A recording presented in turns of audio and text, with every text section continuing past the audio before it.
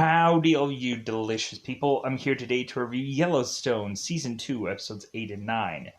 So, a little behind on getting these out. And, there's, hey man, you have, a mass amount of videos that you have to do for these. There's going to be a ton of seasons to poke through, and, you're almost done with Season 2, and you're almost halfway done. And I'm like, yeah. And there's a lot of times where I think the main reason why I hesitate so often reviewing these is because there's a lot to take in per one episode. And for me, I would really just want to go and do smaller projects. Something smaller, something simpler. Because I also want to bite into I just recently reviewed Interstellar, which was a 2.5 hour movie. I recently reviewed Spider-Man Homecoming, which is a 2 hour and change film. I want to be able to bite into a lot of other things, but then eventually I will come back to this. But I've really just gone into taking in a lot of projects, and then this being a fairly complicated show, even though people are like, no, this is the simplest thing ever. Yeah, I don't know about that. So,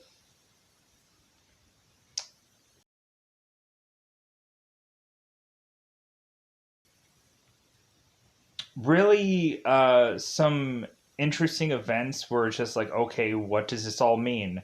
Where are these characters going to go? We also have it to where Monica is now dealing with her transitioning into the ranch. And when she is to transition into the ranch, it seems uh, she is kind of in a girl that's trying to fit in two different worlds. And it feels like she's kind of tugging a war with between both of them, trying to remember or realize where she is to fit in. How Monica might miss the reservation and miss her old job, and dot dot dot dot dot. So we have some things that I probably complained about in other episodes. It seems like this show, when they say, hey, we're going to get to this, they really don't get to it right away. Or, it's kind of funny when I complain about, hey, where is this character? And all of a sudden, the very next episode I watch, it's oh, yeah, that, they have to explain why that character is now gone. Or they have to explain, some event that I'm when are they going to get to this event? And then plop, the next episode, they deal with that event. I'm God dang it. I guess that's the whole problem with me kind of taking on these episodes as chunk-like things where, I'm expecting them to get to certain points and they're taking their sweet time doing it, but you can't complain because eventually they get it done. And they take certain episodes specifically to deal with that thing. But I think in the back of everyone's mind, they kind of push this stuff out on purpose, so that way it makes you interested in watching the episode more. So it's a tricking thing where it's oh, well, I want to see where where the heck is John and Jenkins and Rainwater. When are they going to have a conversation going on here? And then they do in this episode. And so I'm okay, so that solves my problem. Where the heck is Cowboy? They solved that problem, and it seems like Cowboy is on his seemingly way out. So they solved all of that. And so really, I guess the biggest concern here within these two episodes is possibly what's going down with Tate. Is he going to have a new horse? Is he going to ride that horse.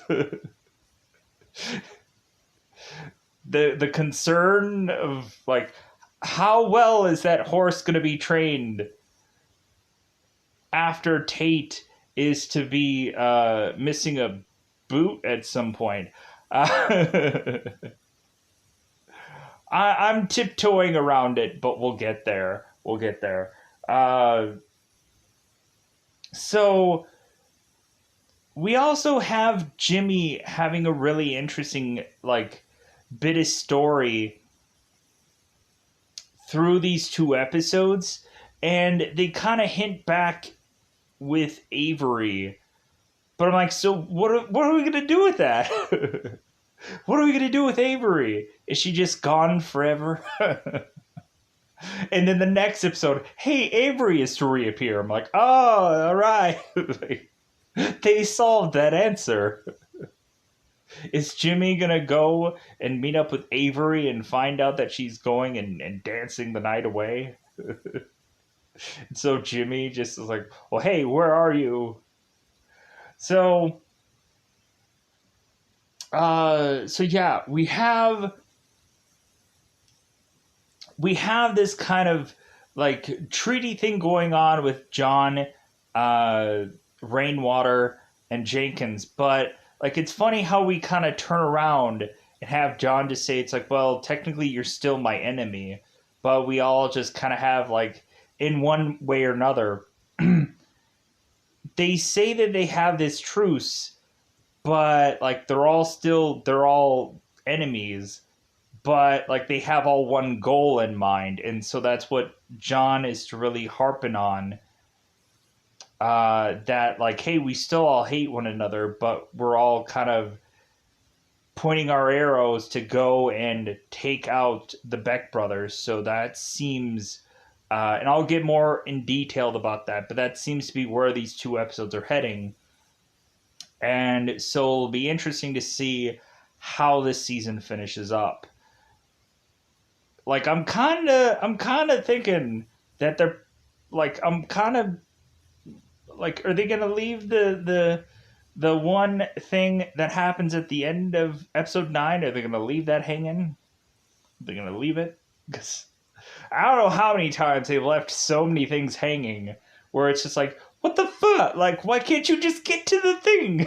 Like, I'm so irritated. But like, it's just the fact of like, of course they're gonna get to it. Like, be patient. And but like that's also the problem with me when I don't get to things so quickly. But like why don't you just review a whole entire season? Just watch the whole entire season, and then they're like, oh, you won't have that problem of being impatient or whatever. Um, but anyways, let's go out of our way to just go into spoilers. Like I guess people could know by the end of the episode. We have both Rip and Beth injured. I'm not going into spoilers yet.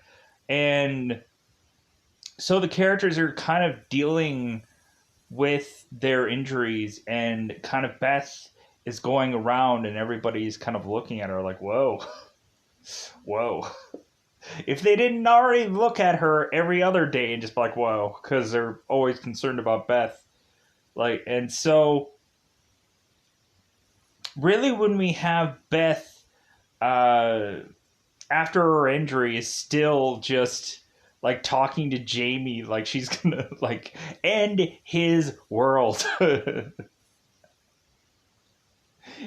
Like, but that is like an everyday like mission upon Beth to just end Jamie's world in some way or another. So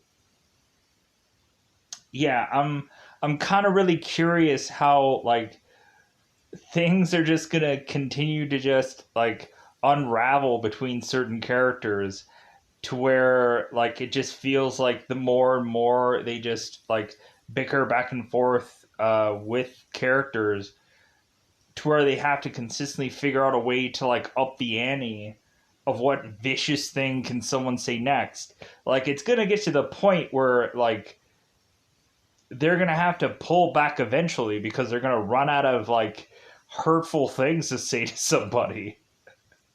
Like, I think it's just, we're gonna run out of things to just brutally, just viciously, and whatever, just like, there's gonna be a time where some, like, you can't go any higher than this. So, I feel like that might happen sometime soon. So, with that said, let's just try and otherwise go into spoiler time because it's that coveted time yet again to go into spoiler time. Spoiler time, it's about the time we to spoil this episode. So, in the early parts of this episode, we have Jamie who's getting woken up by Casey to go and get certain hay to kind of feed the horses.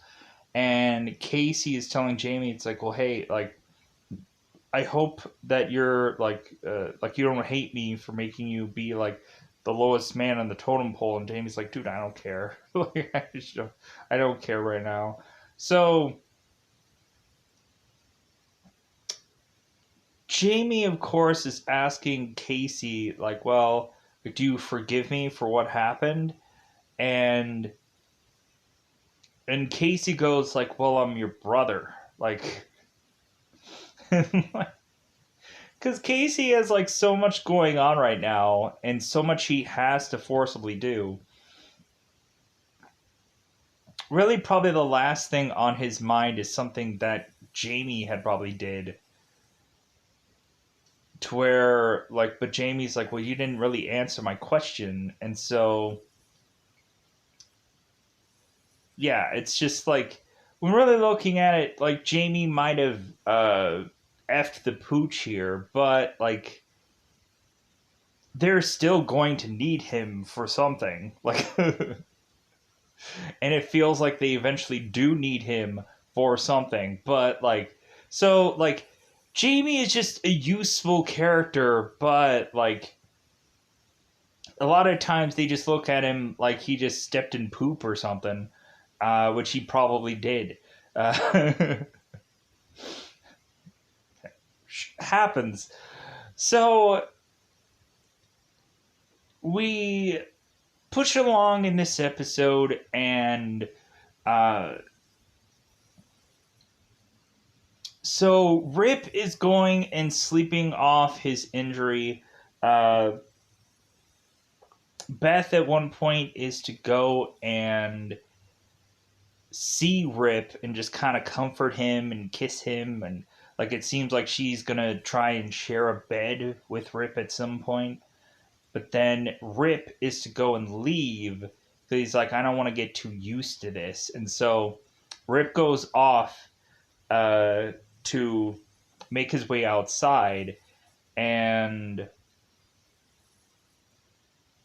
so Rip is going back into the bunkhouse, and he's just like, you can tell, like, at some point, like, after like walking a certain number of paces, like, he's just kind of leaning over, and like, yeah, I get that, like, freaking, like, it sucks whenever you get like some kind of, like, in this case it's different, but like if you get some kind of injury where you're going on and you're just going, and then you're just like, God, I just need, like, give me like 10 seconds to just like lean off to the side for like 10 seconds, and then I will like, because there's just some times when you just have like back injuries, or you just have like a hip that just freaking just really just stops you from like walking, or stops you from whatever. Like, you just have a horrible, like, you slept on your hip wrong. It's the worst possible thing in your life. And then you have to go and like, hey, can you like go from one side of some store to the other and do that 20 different times on this already injured part of your body, where you're just like, God, I just don't want to walk today. Like, there was so many times where I'd get it where like I would just sleep on my freaking hip wrong, and then I would just be like, dude, I'm just gonna go on and just take like a little machine thing and just drive it all the way through the store. I just don't care anymore. Because you would just get so exhausted and you're like, I'm just, could I just take a cart and then just roll the cart all the way through the store? Like, I can't walk anymore. Like, this is ridiculous. So, but yeah, so I have like an inkling of where like Rip possibly is somewhere ballparkingly at. Not saying that I've been in anywhere imaginable, like the pain that Rip is possibly in, but still. So Rip is having difficulties just moving and making his way to uh of course this field hand like thing where the bunkhouse where he used to go and sleep. So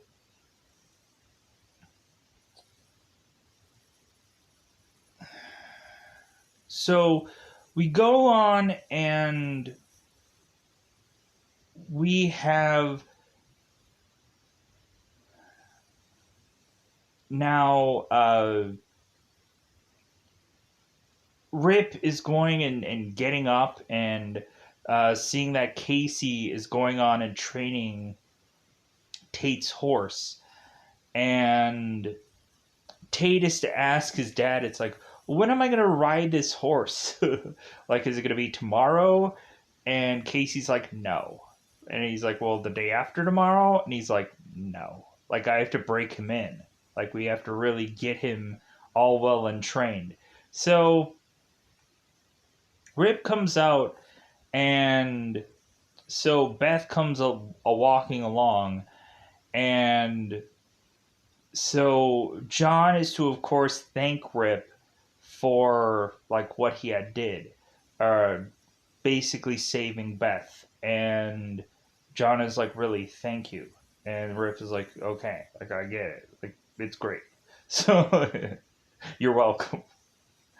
So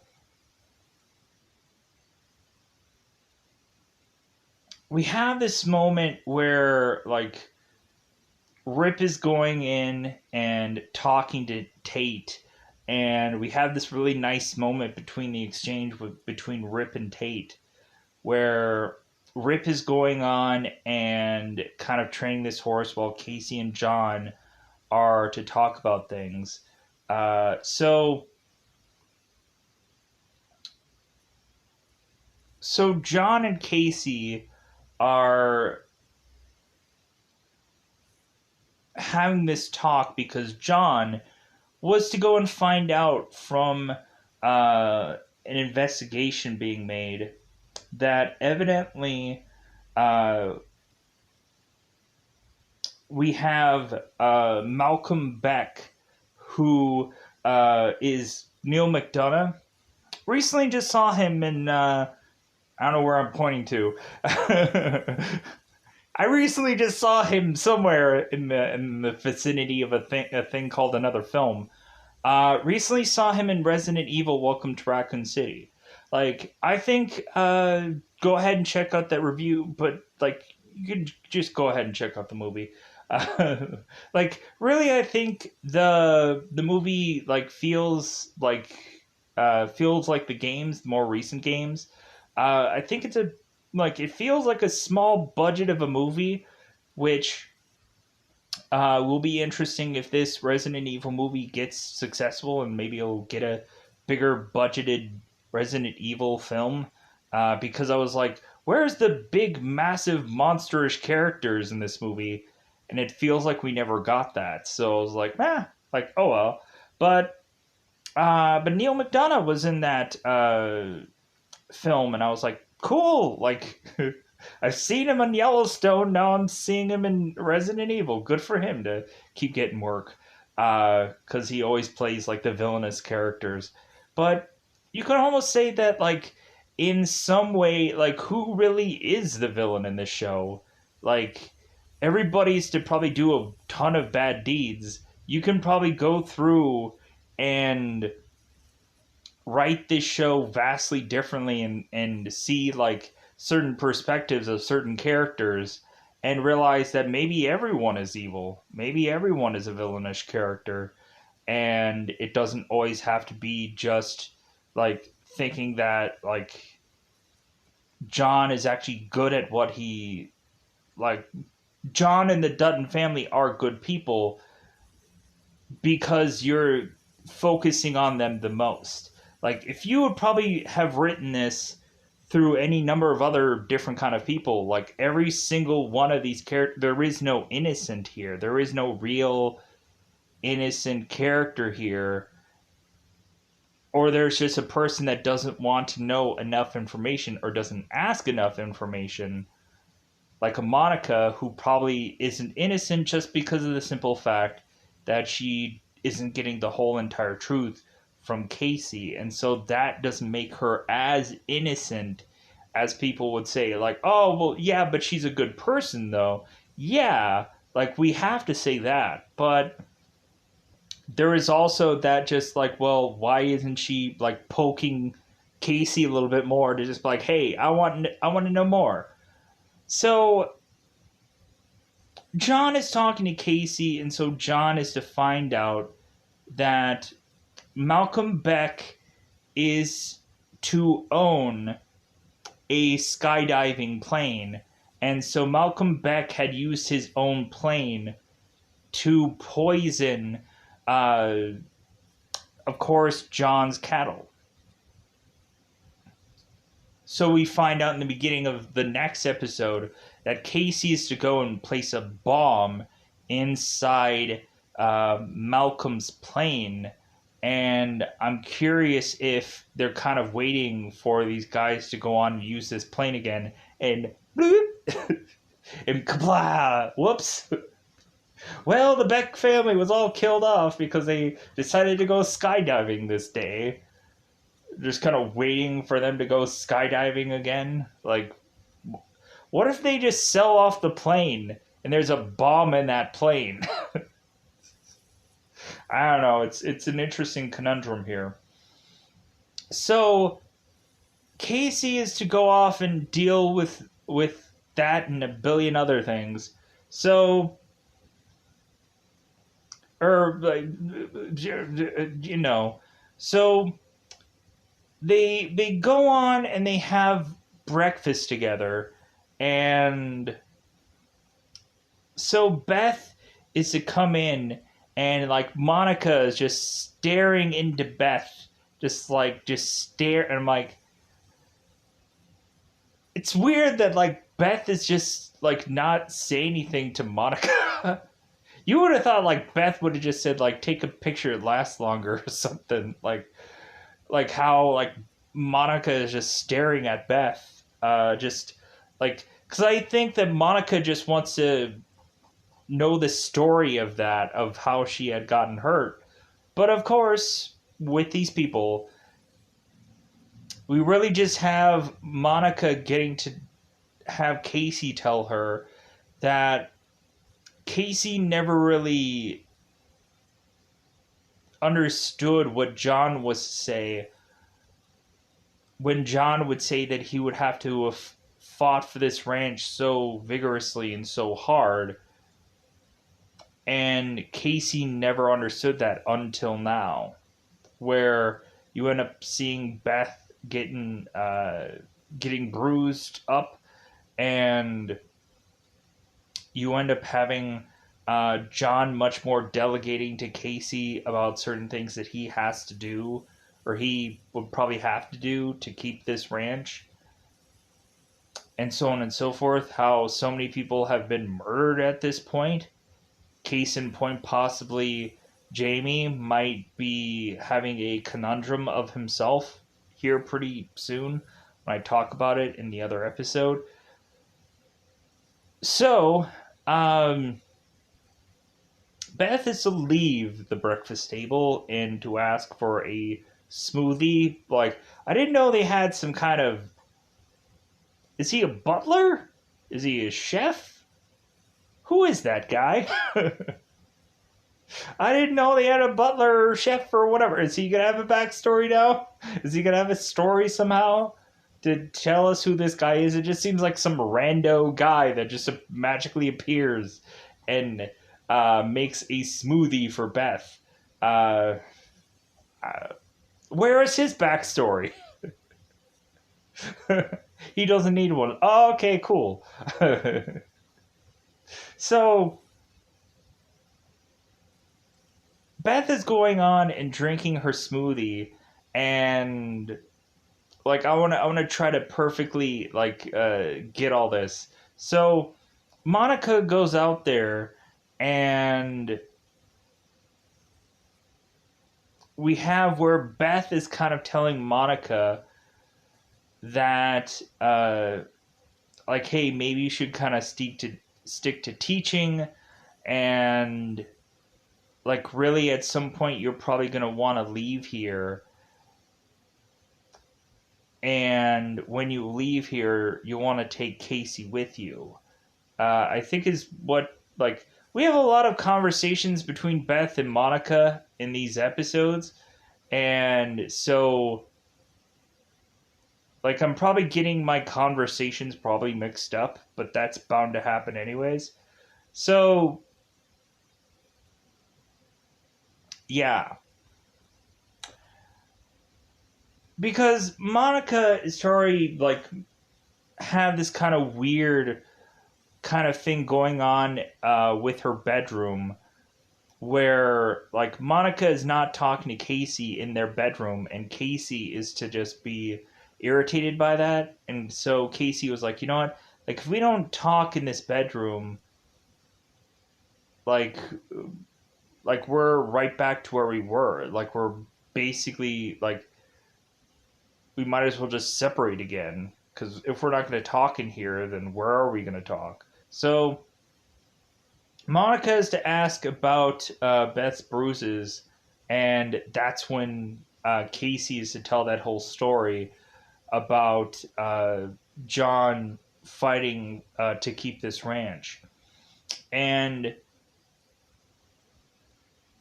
Monica and Beth are to, or Monica and Beth, uh, Monica and Casey are to share a tub together. And so Monica is to mention that it seems they need a ton of kids in this house because I think they need chaos. And how when Monica is to go out to the ranch and see kind of Tate and Casey going and doing what they're doing,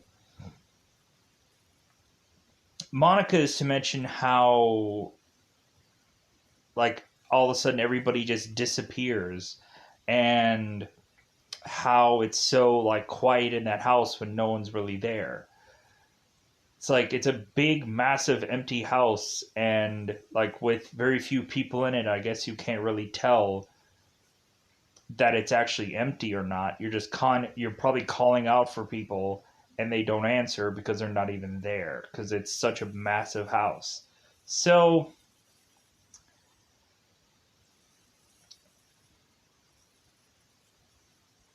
yeah, so Monica and Casey are talking about like their future goals in this tub, and Monica is to not like the she's to not like the bed, but she likes the tub. And so Casey's like, well, we can just move the bed in here. Like, for how massive that this bathroom is, like, we can just move the bed in here if that's what you really want. If you're just wanting to just stay into this bathroom, we can just build a bed into it. So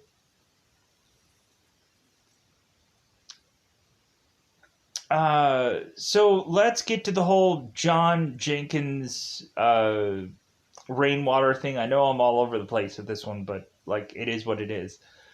So uh rainwater is to come and arrive here at this ranch first, and so rainwater is going with his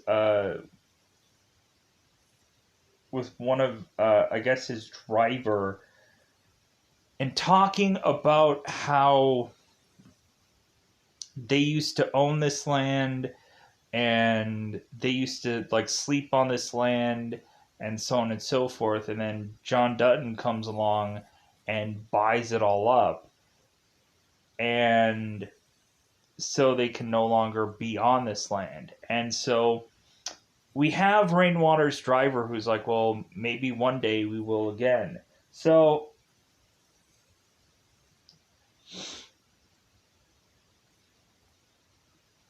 Rainwater arrives, and so Rainwater and John have their little conversation. Jenkins then arrives and is to immediately go on and see Beth and just kind of have a conversation with Beth. I'm like, you know what? Like, for all the pain that Beth had done to Jenkins and all the things that Jenkins had said to Beth, like, I think they are still like friends in some weird, goofy way.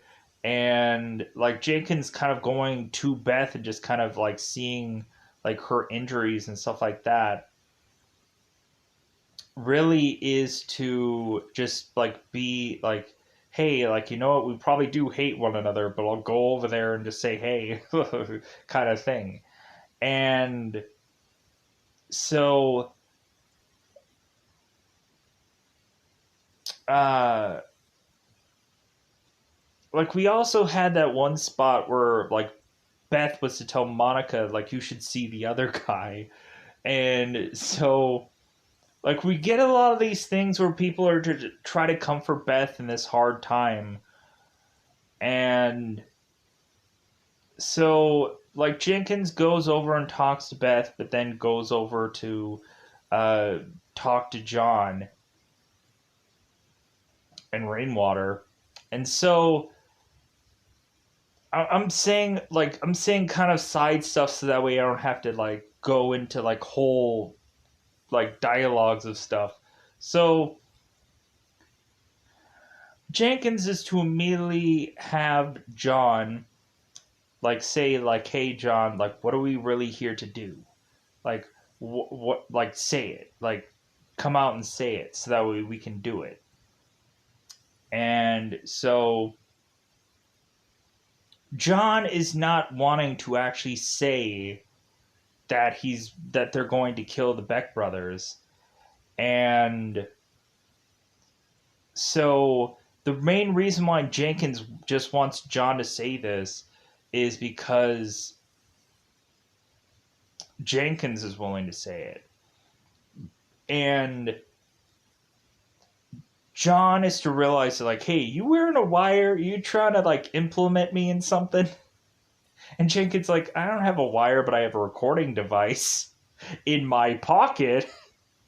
And so they're passing around this recording device.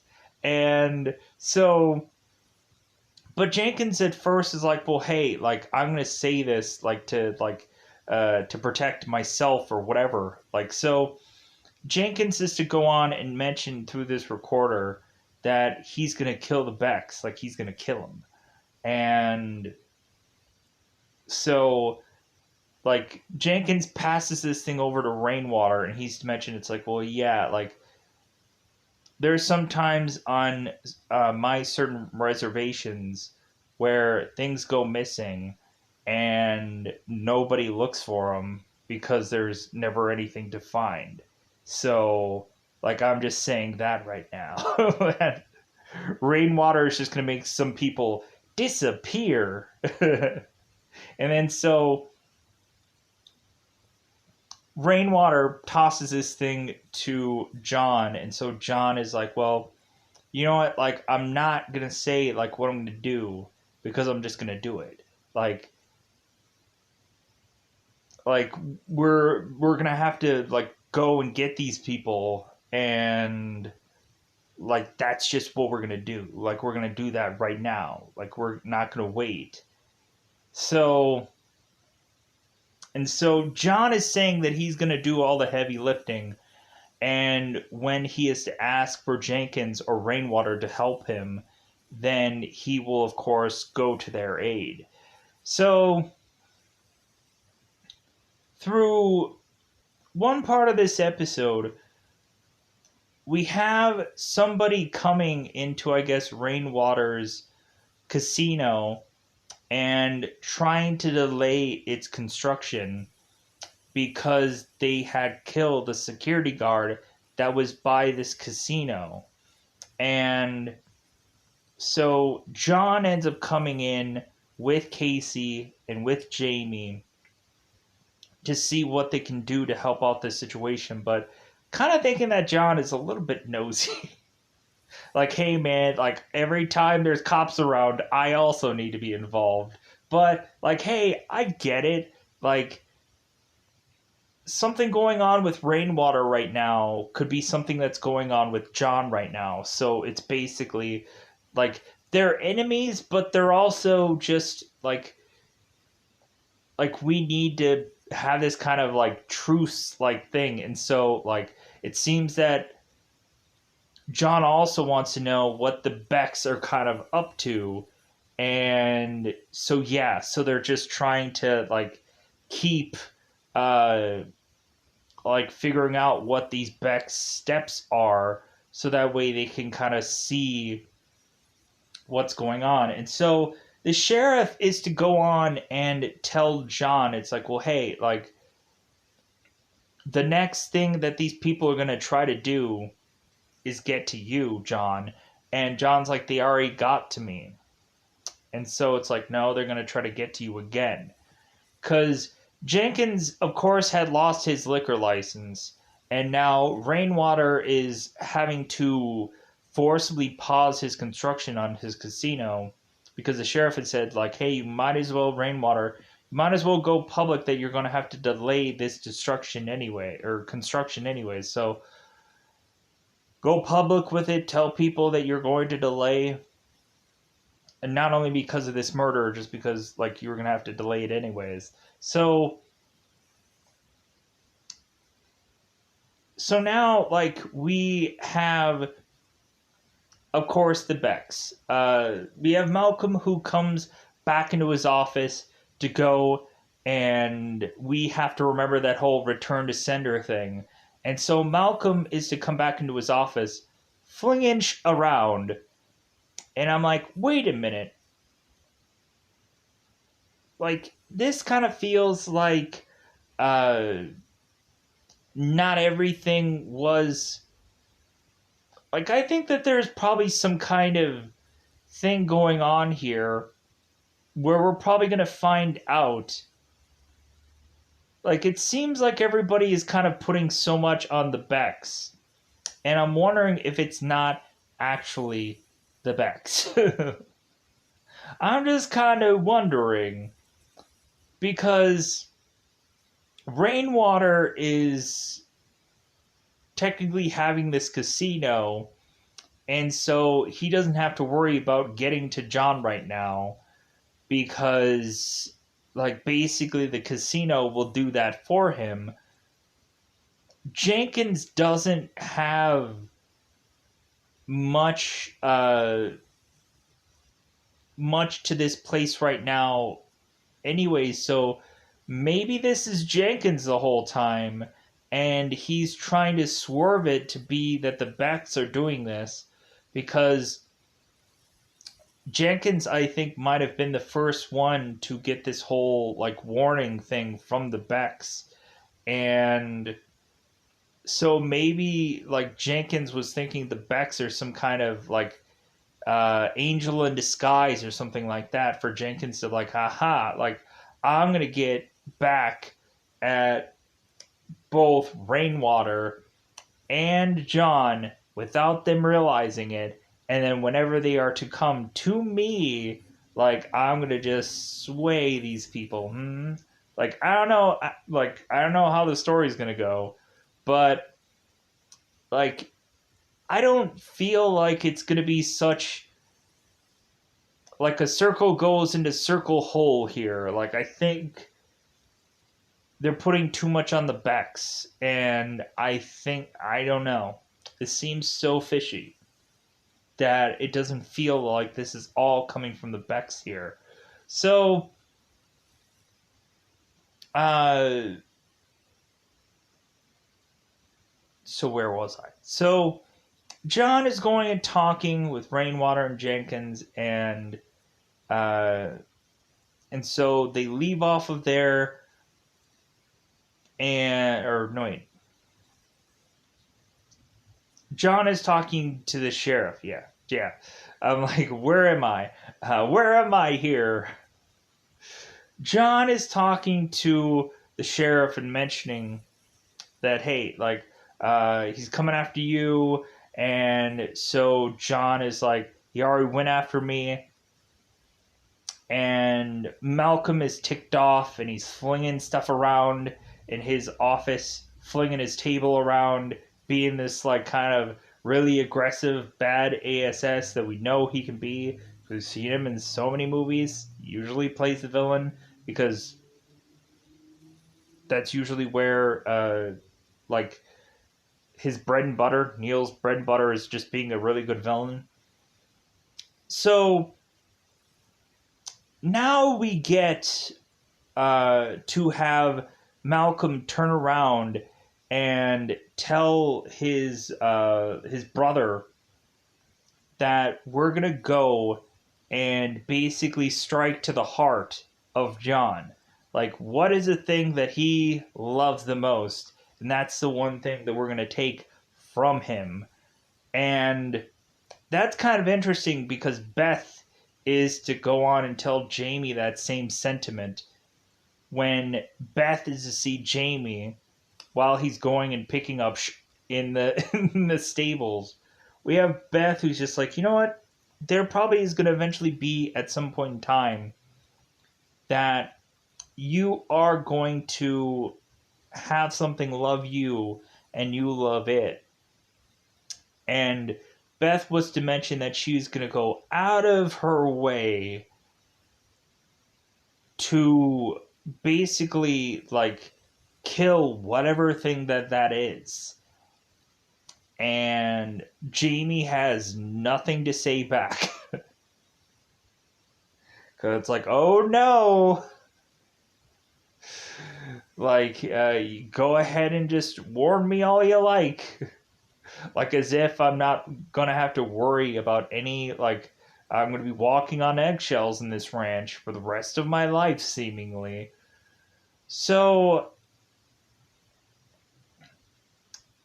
Malcolm is to go on and try to figure out who or what is the one thing that is to be the heart of John that he loves the most.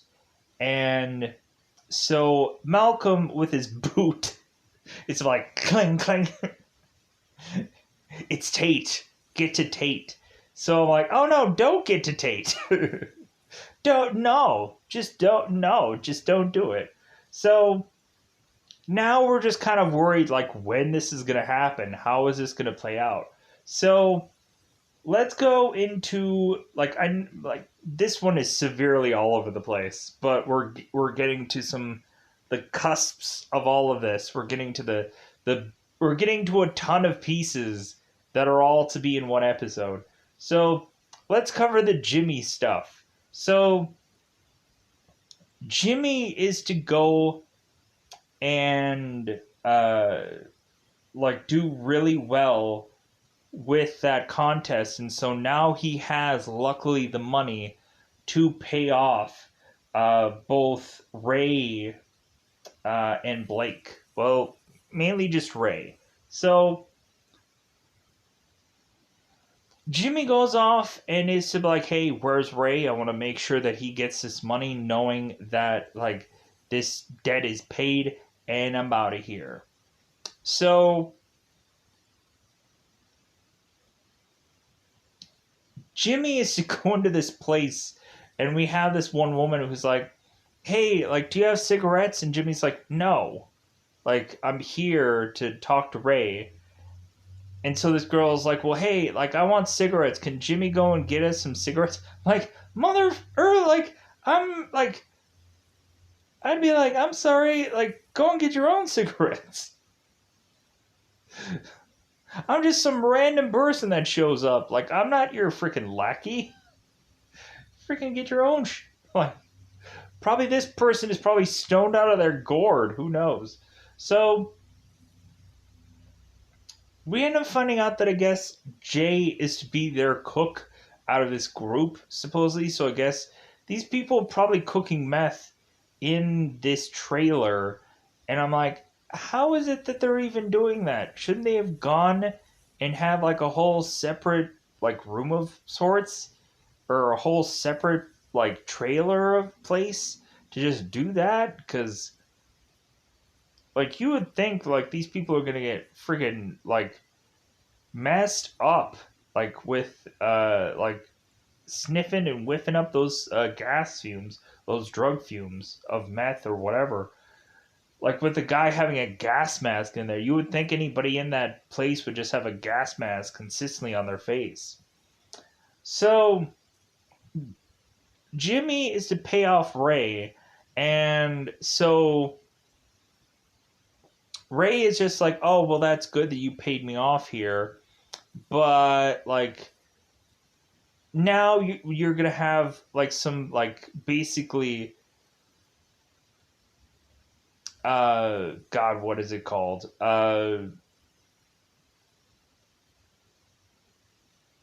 Like when you have a thing of money in a bank for far too long. Oh, interest. I was trying to think of what it was. We have Ray who's going and asking Jimmy for interest. Basically any kind of interest, which is to basically be that Avery had kind of maced them. So that's the interest of just like, well, but yeah, but you got to pay me more money because of your face. Like, whatever. It's like, because you came in here and you slapped this money down and you feel like you're all good and whatever. And so we have Jay who's like, well, give me another grand and like that'll resolve that whole problem with Avery. Unless Avery can come in here and suck my suck my dang-a-lang. And so Jimmy's like, Avery's not coming here and doing that. And so Jay is just like, well, hey, like, how well do you suck, Jimmy? Like, and I'm just like, wow. Wow. Like, we get some real, like, interesting dialogue here in this show. And so Jimmy's like, or so Ray's like, Jimmy, I'm just kidding. Like, hey man, just give me a grand and that'll all be over. And Jimmy's like, dude, I gave you all of my money that I had. Like, I gave this all to you. So what else could I give you? And you would have thought, since Jimmy, like, brought that car over, you would have thought they would have said, hey, well, just give me that car. But no, they go after Jimmy's belt buckle, and I immediately was thinking that they were going to do that. I immediately thought one way or another, I don't know how I can figure out how they're going to go with this story, but man, like, I knew that belt buckle thing was going to come up because, like, Jimmy was really proud that he won that, and that whole thing with Lloyd was so much a really just great moment. And so like I was wondering how they were going to take that moment away from us to have that feel good moment and then just turn around and have it being taken away by Jimmy having to now fork over that belt buckle to simply uh like kind of tarnish that moment. So Jimmy goes off and is to go on and do his kind of normal day-to-day stuff. And so we find out I think in the next episode that Jimmy's grandfather had died because I guess his injuries that he suffered from that beating had caused him to have some kind of like brain problem sorts, which was to cause his death. And So Jimmy was to say that Ray and them kind of went back and just beat up more this of this guy. And I was like, wait a minute, like maybe that whole buildup of the beating and then the guy just like over time just kind of like the issue kind of just swelled over and he just died afterwards. Like I don't know, I think the way they said it was kind of perfectly to just say like he didn't like they didn't go back there, like something just like kind of happened afterwards. So Jimmy gets really upset to the point of him like grabbing a gun and him like bashing this like I want to say it's a bat, but it's not a bat. Like against this like this tree, and just Jimmy just being so angry and so upset. So so Rip is to kind of take him aside, Jimmy, and be like, hey, like what happened? Like explain the story. Like what's wrong with you? And because the police officer is to come through and Jamie is to think like, well, who did what now? Like who's gonna get arrested now? What are the charges? And so the sheriff or the one of the deputies is just like, well, no, like nobody's getting arrested today. It's just somebody's gonna get some bad news. So the deputy is to pull Jimmy aside and tell him the story about his dad dying or his grandfather dying. So Jimmy is telling Rip what all had really transpired. And so Rip is going to Casey and telling him it's like, well, hey, like we need to deal with these guys. We need to murder them. And because like we like need to resolve this or Jimmy's gonna resolve this. And so Casey's just like, man, there is just too much going on in this place. Like, can I just get a break? Like Casey in the other episode had to go on and plant a bomb in the Beck's plane, and so he's just like, man, like can I just get a break here? And so Rip is just like, no, man, like we gotta go and deal with this. And so Casey's just like, okay. So Casey, of course, ends up going out and leaving. And so, uh, Casey now has to explain to Monica that there's some ranch thing that he needs to do. And Monica's like, you know what? I've seen people work on a ranch before, but I've never seen anybody like do so much stuff during every part of the day. And so Casey is to just go off and he says like, I'll explain it all later, which I don't think he's ever really going to explain a lick of anything to where Monica is eventually going to leave because Casey just is never going to explain anything to her. So Casey goes off with Rip, and so they have a bunch of propane tanks that they siphon propane in through this trailer. They go and they drill a hole into this trailer. We also seem to have uh, Ryan, who wants to be a lot more active in what they do here. And Ryan is to also say, it's like, well, hey, man, uh, like I want to get my hands dirty, like freaking like I know so much stuff that goes on here, like why can't I just help you guys out? And Rip is like, well, hey, you got a badge. And Ryan's like, well, like the badge doesn't like clean my conscience or whatever, like come on, like let me just go and do whatever you guys need me to do. So they go out and they siphon in this propane tank stuff.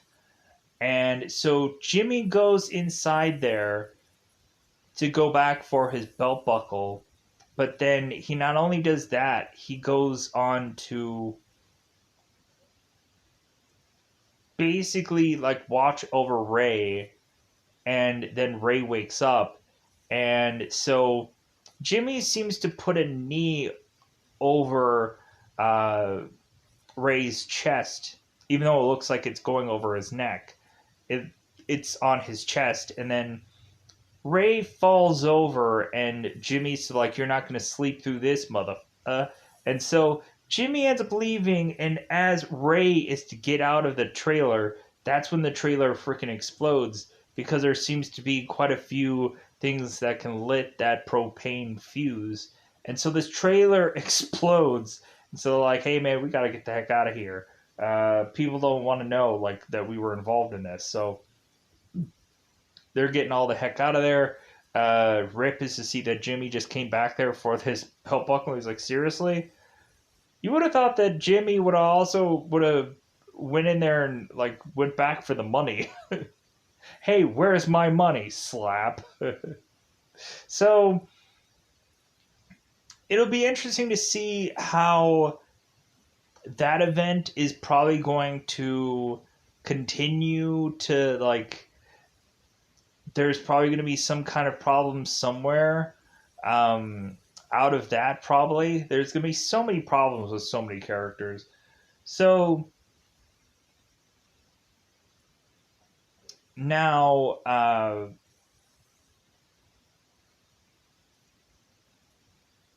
trying to think here if there's any big. Let's go on. And I know I'm getting into the 9th episode, but why not get to it anyways? Because we're gonna get to it eventually. And then I'll kind of double back and just see if I forgot anything. But I think I'm gonna go through the big events of the episode rather than like all of the small, tiny, little, minute things. So let's get into the Monica stuff where she used to go into the store.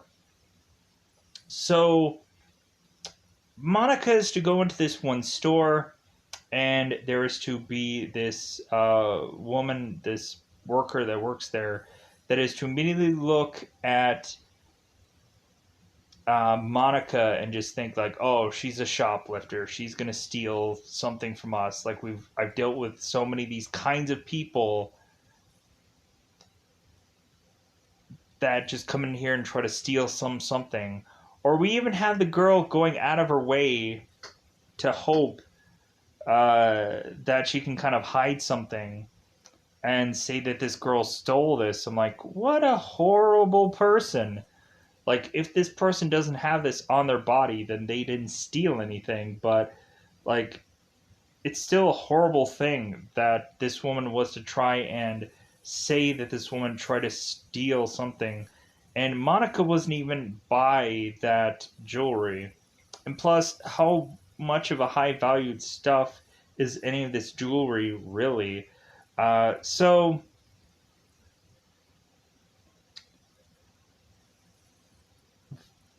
Veronique, am I saying that right? Sales associate. I'm probably nowhere even ballparkingly close saying that right, so I'm not even going to say it. So we also in the 9th episode have Cowboy, who is to appear and then disappear in one fell swoop of an episode to just like give us that closure moment of where Cowboy was and how he's going to leave and quit. And he is to immediately quit when things are going to go down. And I think this is the point where when the guys are handling with the Jimmy stuff, that's when Cowboy is like, dude, I'm going to get the heck out of here. See you guys later. Bye. I'm going to quit. And that Cowboy is to go and talk to one guy. I think his name is Colby. And like tell him like, yeah, maybe it's time for you to go ahead and quit too. Maybe you could go somewhere else. So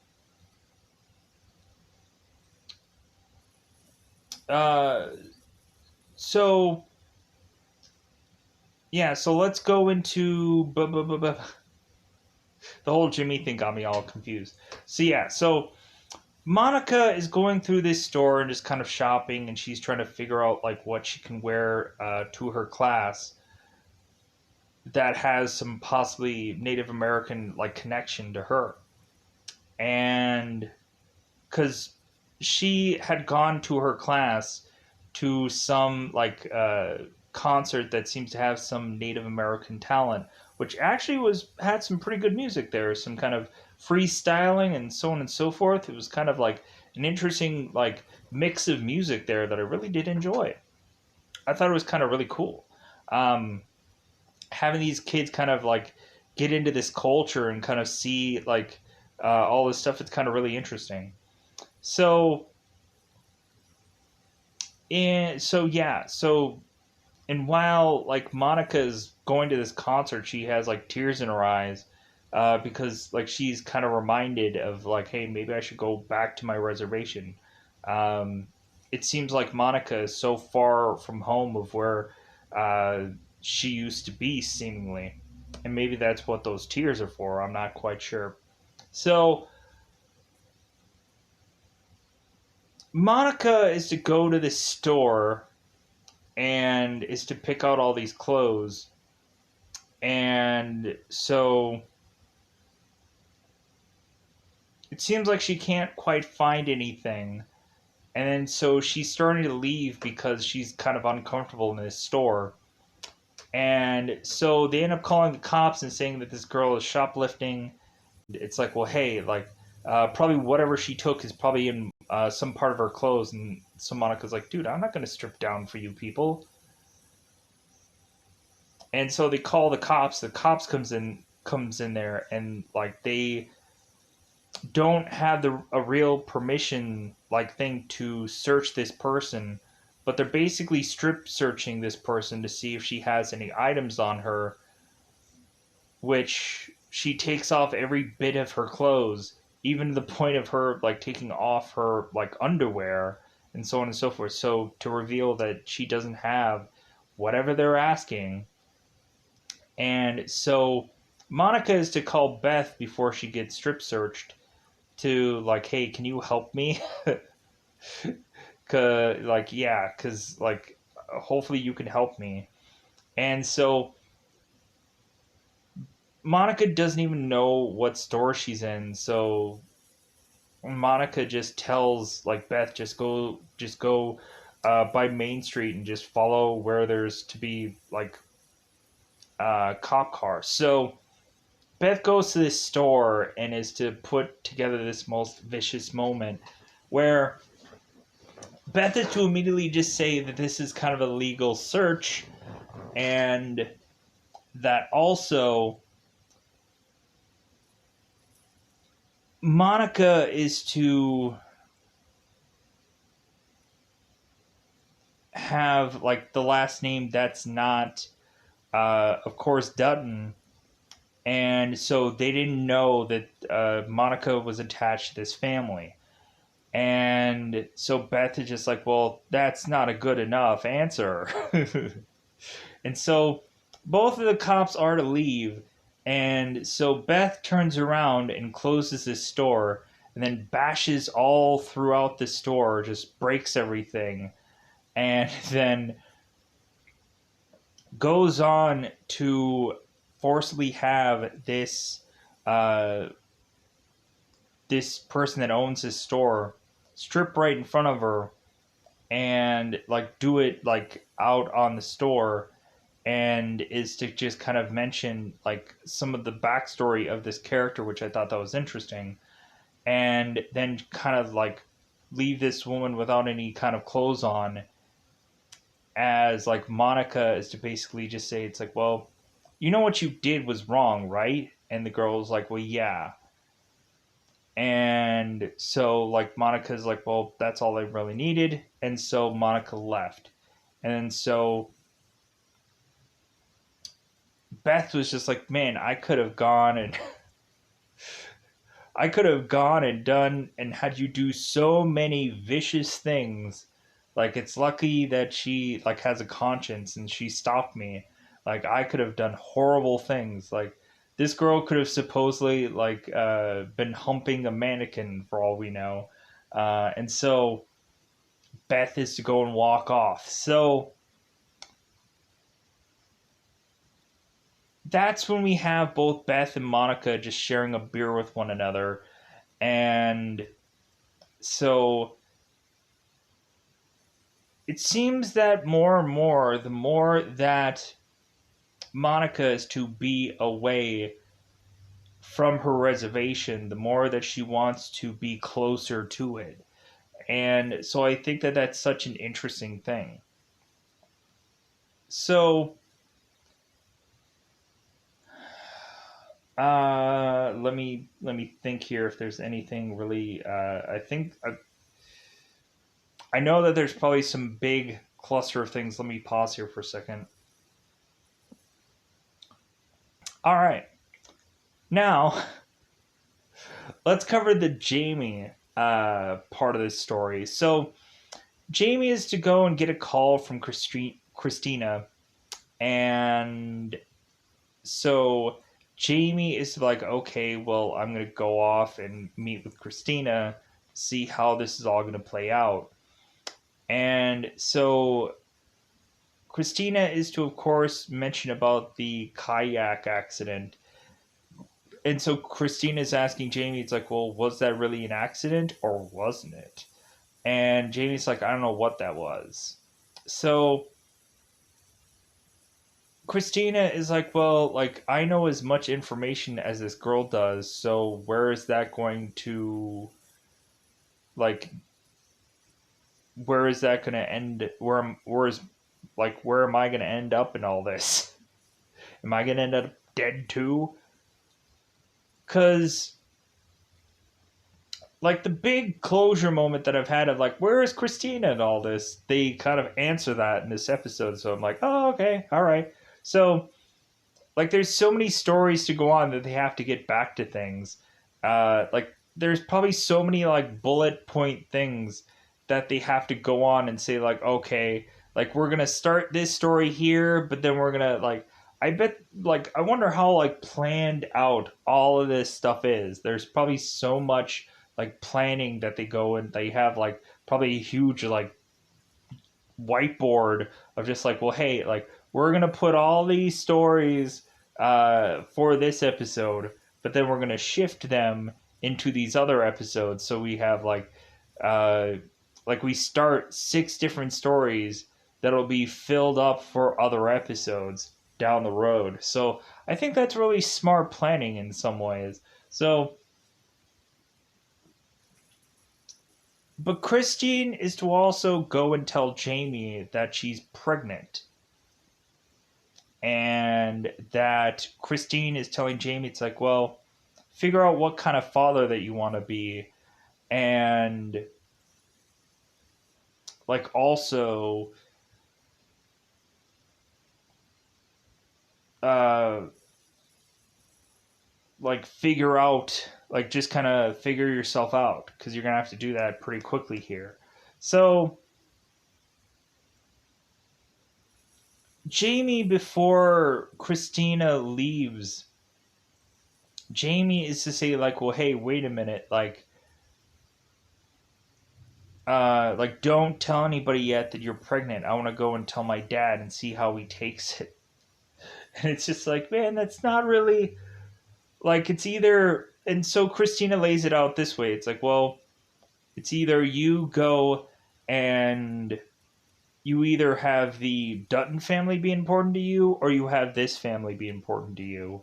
So, like, now we're having Jamie possibly having a child here, but, like, I don't know how trusting I can be with Christina.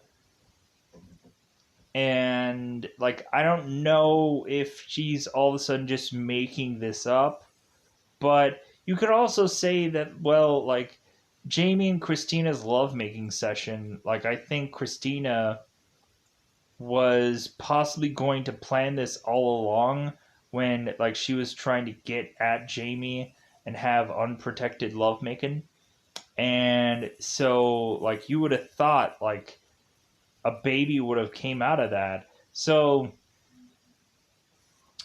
yeah, so now Jamie is, like, having a a bunch of problems, and we'll see how he resolves that. So now let's get into the whole Tate situation. So we have John and Tate who are going and eating their dinner, and so John is having Tate just kind of finish up his meal before he's to get dessert. And so John is telling Tate, "Hey, did you feed your horse today?" And Tate is like, "Oh yeah, I forgot." And John is like, "Well, yeah, go and feed your horse supper um, before you get dessert." So Tate goes out onto the barn and is to go and feed his horse and is to talk to it and kind of kind of touch it or whatever. So then Tate goes and he is to try to put the lock onto the cage, but evidently he misses it and walks off, and so the horse walks off out of the cage. So all of a sudden Tate is to kind of spin around or look around, and Tate is gone. John goes out there to try to find where Tate is, and is to all of a sudden see the horse just kind of out of his cage. John puts the horse back and then is to try to figure out where Tate is. John goes into Tate's room. Tate's gone. And so John is continually looking all over the place. And so John is now asking Monica, "Hey, have you seen Tate? Is he with you?" And Monica's like, "No, I thought Tate was in his room." And John's like, "No." So now everybody is taking all day and night to go and look for Tate. And they've spent hours going looking for him, yelling for him, so on and so forth. And when Casey is to come back, Casey is to tell or is to ask John, it's well, why didn't you see him? Why weren't you there the whole time watching over Tate? And John was just well, I thought there were hands here, but evidently they were not. Everybody was gone. What the heck is going on? So why were you guys gone? So Tate is now gone missing, and so they go on into the field just kind of looking for wherever Tate is, to all of a sudden see these tire tracks, and they're like, "Okay, did any of you guys drive into this area?" And everybody's like, "No." So "Oh my god." So Casey starts running to where the end of these tracks are, and they find Tate's boot there. And so Monica's like, "No." So evidently Tate was to have gotten kidnapped. So really, that possibly ends most of this episode. I know there's probably a little bit of details here and there, but I think I got a bulk of these two episodes kind of covered. There was a lot to unpack here. There's a lot to unpack. So much so that I hoped in a ballparking way I got most of this. But I'm not 100% happy about it. I feel like I'm just bah, when I have to spill out all this information, especially when covering two episodes.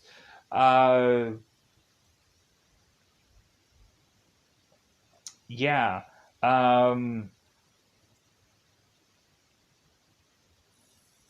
Yeah, I think in a roundabout way, I think I covered everything. There might have been some kind of loose stories that I didn't completely cover, the whole Rip stuff and Beth. Uh, when Beth was to kind of comfort Rip in his bed, uh, Rip was to mention to Beth that he wished that those people would come back alive so he can kill them again, and because of how Beth looks. So, and Beth was to consistently have like Rip kind of being in her bed to kind of sleep things off. So, but then Rip wanted to just leave because he just didn't want to get too comfortable in Beth's bed. So, yeah, I think everything is covered. Like, oh well. Well, I'll possibly have a rebuttal in the next episode. Uh, but yeah, kind of all over the place, but all right. We got another one under our belts. Tune in next time when I'm probably gonna have a rebuttal. That's probably bound to happen because I'm like, oh yeah, like I completely forgot about 4 or 5 different things. So I'm gonna get out of here. Goodbye, everybody. Bye, everybody.